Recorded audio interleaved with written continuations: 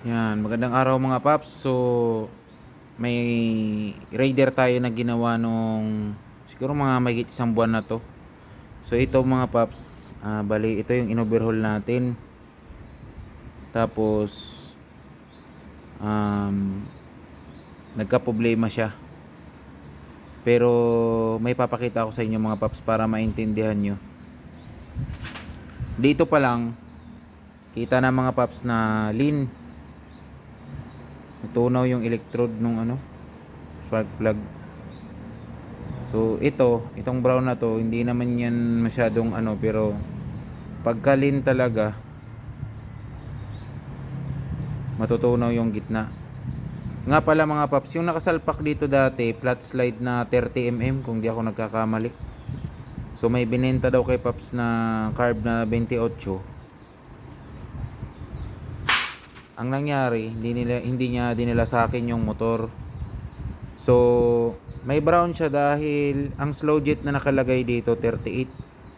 Pero yung main jet mga paps, tignan nyo, ang liit. Kukuha tayo ng main jet na nilalagay ko sa mga 167cc o 170cc. Kukuha tayo dito. Tingnan nyo yung mga jettings natin mga paps, ang dami niya, no? Meron pa ako dyan na nakalagay sa mga lalagyanan. Papakita ko sa inyo mga paps. Uncut yung video natin. So ito, ako masabi ko hindi ko to kasalanan. So alam na to ng may-ari. Kukuha tayo ng dito ng jetting na na ginagamit ko diyan sa 167cc. Ito. So ito yung ginagamit ko mga paps.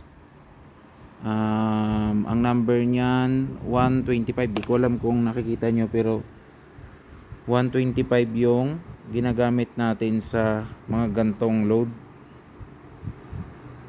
120 pala to. Hanap tayo ng 125. Meron yan dito eh. 167cc, 170cc, mga 125 yung ginagamit ko dyan. Ito mga paps, 125. Kitang kita, no? Walang putol yung video natin mga paps, ha. Ngayon, tignan naman natin, ikumpara natin dito sa main jet na nakalagay sa kanya. Titignan na lang natin yung butas. So yan yung butas ng main jet nya. Ito yung butas ng dapat nakalagay. Kita nyo mga paps, ang laki ng difference. So itong butas na to, palagay ko nasa mga 100 lang ang number nito. So 100, hindi siya 125 o 110. So napakababa ng jettings, kaya pag high RPM, sobrang init, sobrang lean, tunaw talaga yung mga parts sa loob. Ako iniwala ako to sabog talaga to yung yung valvula niya putol dahil sobrang lean.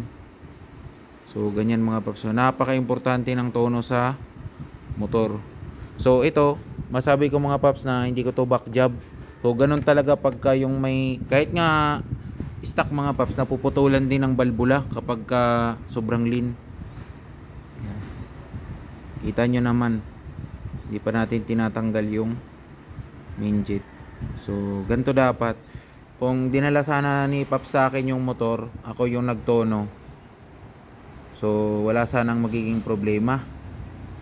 Kaso yun, pagkabili niya ng carb, sinalpak lang niya. So ganyan ang nangyari. Kahit na stock lang yung motor mga paps, kung tutusin, ang liit naman ang karga nito eh. 66 lang. 167cc lang naman to. Kung tutusin mga paps, kahit stock to, sabog talaga to. Tapos binabad sa high RPM, sobrang lean. So ganyan mangyayari niyan. Ang liit, grabe oh. Kukumpara nyo naman oh. Zoom pa natin. Diba? Kapos talaga mga paps. Sobrang kapos talaga oh. Minsan nga yung mga gantong karga 130 o 135 pa yung nilalagay natin. Ito nga lang yung minimum may 125.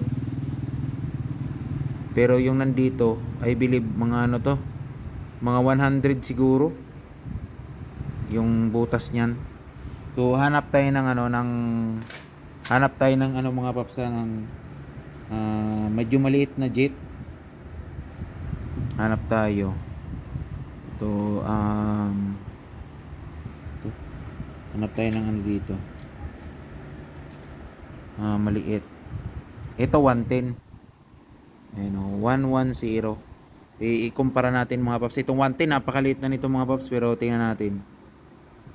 O, tingnan nyo. Diba? Mas maliit pa rin yung nakasalpak mga paps.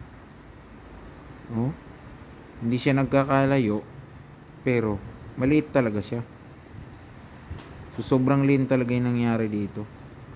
I believe mga ano talaga to, 100 o 105. O, diba?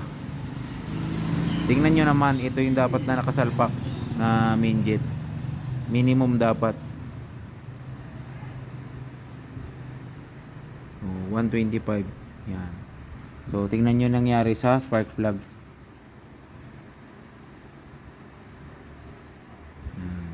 Tunaw.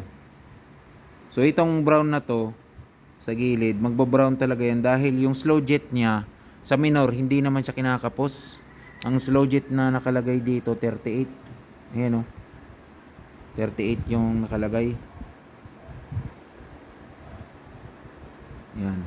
Kaya nagba-brown siya during idle. Kumbaga sakto lang yung gas niya. So yun lang naman mga paps.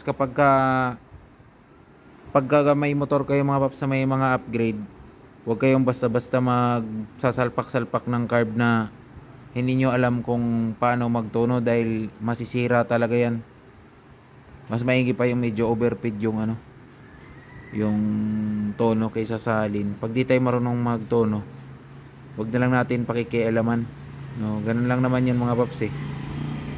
Kasi kahit stock yan, sinalpakan mo ng carb, sobrang lean, pagbabad sa high RPM, tunaw talaga yan mga paps. Sobrang taas ng RPM, sobrang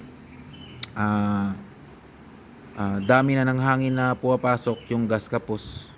So yung AFR niya hindi na nagtutugma. So wala, sabog talaga ito. Sabog talaga to. Tunaw yung mga balbula nito, putol to. Sure ball.